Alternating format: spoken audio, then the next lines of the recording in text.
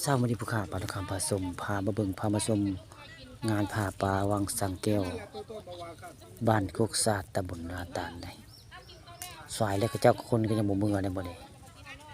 ตอนเช้ามื้อนี้พามาเบิ่งงานตึกแฮแซมองพี่น้องตึกแฮประจำปีห้วยสะพานวังสังแก้วบ้านโคกสาดตำบลนาตาลอำเภอเตางอยได้ปีหนึงก็สิมีตัวหนึงได้ผู้ใหญ่บ้านเพิ่นประกาศพาป่าแล้วก็สิพาเดี๋ยวมาได้นี่พาจากมาตึกก็ตึกได้มื้อนี้บ่มีการจ้างจักบาทเด้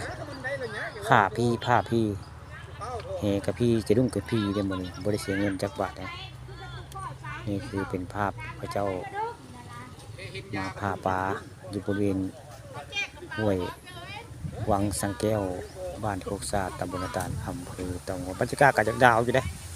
หนาวเย็นได้มื้อนี้นะว่าบ่หนาวได้น้ำอยู่ในจ้อยได้แต่เจ้าก็หนาวอยู่แต่ว่าจากลมเริ่มมาเนี่ยวันอาทิตย์มื้อนี้อยากลมนะบรรยากาศจากลมแล้วก็หนาวแต่มื้อนี้ผู้ค้าปาทคำผสมคือสิบ่ลงตรงมื้อหนาว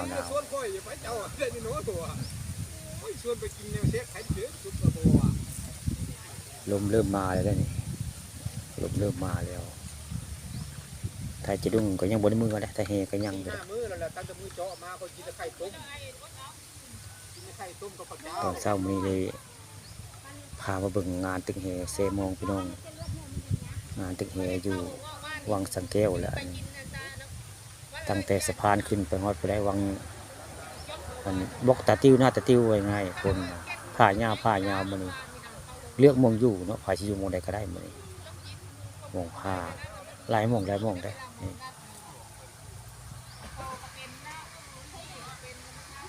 คนกันยังบ่มือได้แห่งหลายคนเลยมัน